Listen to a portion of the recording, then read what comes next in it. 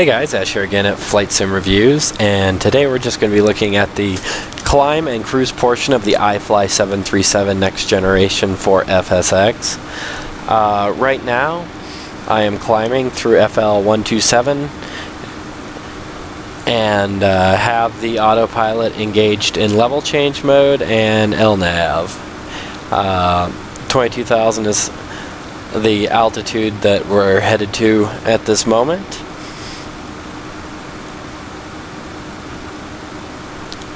I just wanted to give you a good look around the cockpit just so you guys could see. Unfortunately, this is really the only options you get for night lighting in this cockpit. You can't vary the brightness, turn different things on or off, nothing like that. What you see is what you get. So the only change you can make is really to turn the overhead dome light on and off. So that's it. So if you don't like the way it's lit up, unless IFly fixes it in a patch, that's what you get. So anyways, let's go ahead and look at our cockpit here.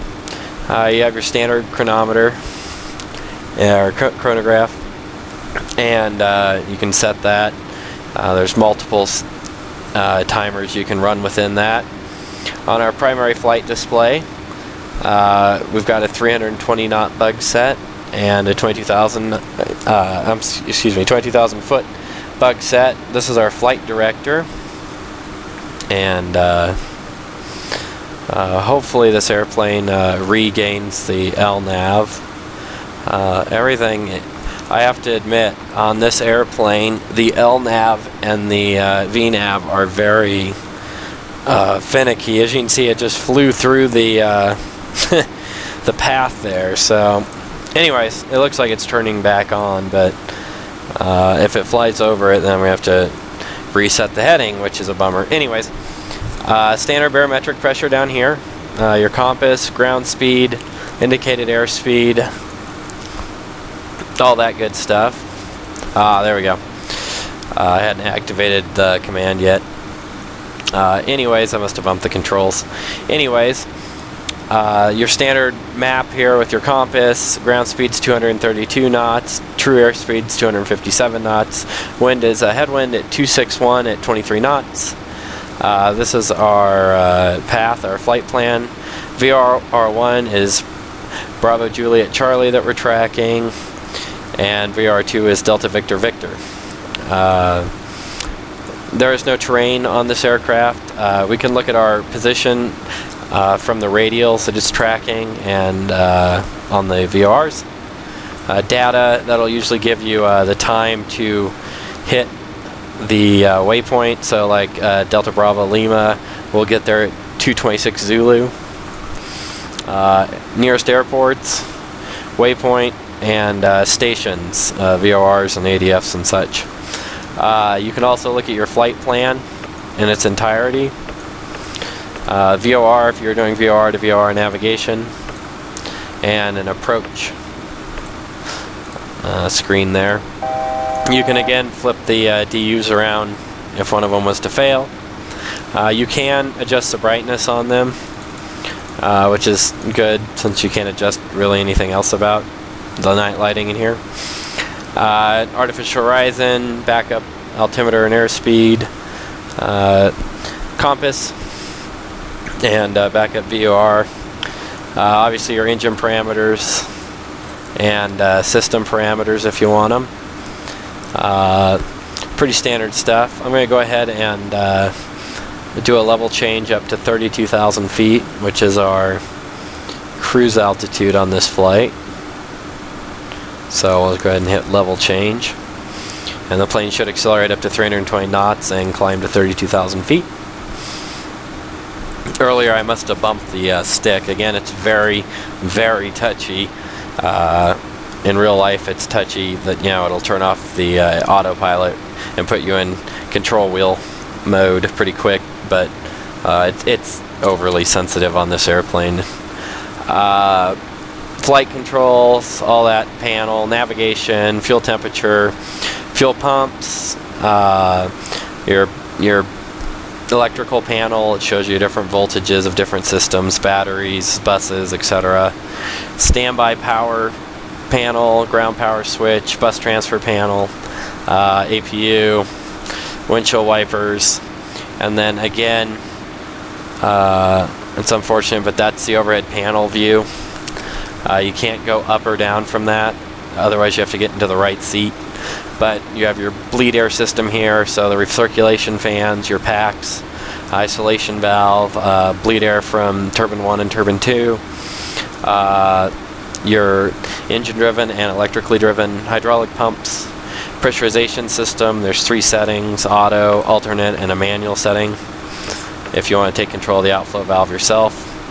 High altitude landing, altitude horn cutout. That's if you got a depressurization event. A master caution won't clear that. You gotta reach up and hit that to confirm that you see there's a cabin pressure problem.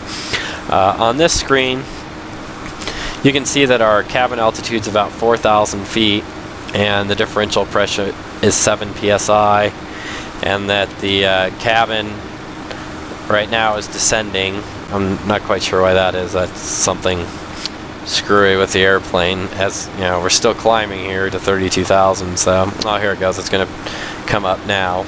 But anyways, this plane seems to like to go over to the 8 psi mark there and then play with the cabin altitude as it wishes. I don't think that's accurate at all, but that's the way this airplane does it, unfortunately. Fasten seatbelts, no smoking, and then your lights, landing, engine igniter panel. Obviously you have your ground to start, auto, continuous, that would be if you're during climb or landing, and then flight, that's an in-flight restart setting, and then which loop, logo light, position, anti-collision, wing lights, and again the panel light, which is the dome light. Let me get in the right seat here and pan up real quick for you guys. Show you, you can look at the supply duct temperatures for the bleed air, the aft and forward cabin temperatures, and then your right and left pack temperatures. Window heat, probe heat, the anti-ice, all that works as expected. It shows that it's in transit, etc. Nothing fancy, but it was nice that they modeled that. Excuse the view change there real quick. And on this, I'm going to go ahead and get in the right seat. You have your leading edge flaps test, your INS screen here, or excuse me, IRS screen. You have a test mode, track ground speed and position. Obviously your IRS align switches. The dome light switch is non-functional, since essentially that's what the panel light does.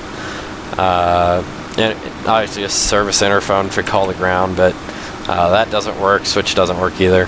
Passenger oxygen, normal or on. If it hadn't tripped to on in event of a depressurization, you could hit that switch. And then you have a crew oxygen indication, FADEC to override the FADEX, flight recorder, Mach over speed air test, airspeed test, and a stall warning test. So, come back down here. We are doing Mach 0.76 as it's changed over to a Mach indication, since we are higher than our transition altitude, and we are at flight level 288, consuming about 4,000 pounds of fuel an hour per engine. So anyways, I hope that gave you a good look at the cruise characteristics of this airplane. I am pretty disappointed that you can't do anything with the lighting. And while the cockpit looks pretty good from, you know, about there, you know, once you start zooming in, things really start to fall apart. I mean, that's not even legible. So some of that's pretty weak.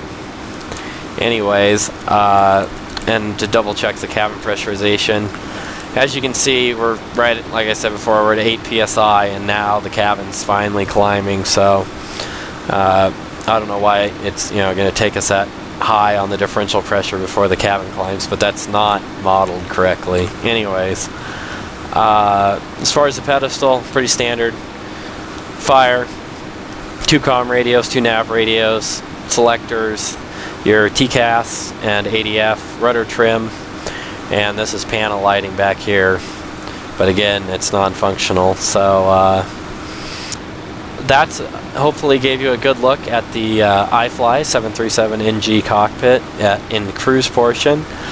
I'm not trying to be extremely hard on it. I just want to tell you guys where it's lacking, and it was a disappointment for me to download it after I spent my money on it and find out that nothing in the cabin at night is adjustable light-wise. So if you like what you see and this won't bother you, then don't worry about it. But if you want to be able to tinker with anything, just know you can't. That's the bell that we're within 1,000 feet of our assigned altitude. I hope you stay tuned. I just want to thank all my subscribers and my viewers. I hope you keep watching. Feel free to leave comments. I know I miss things here and there. I appreciate your support. I've had some problems uploading videos onto YouTube lately, so hopefully I have that resolved and we can get back to more flights and reviews. Thanks for watching, and I hope you stay tuned.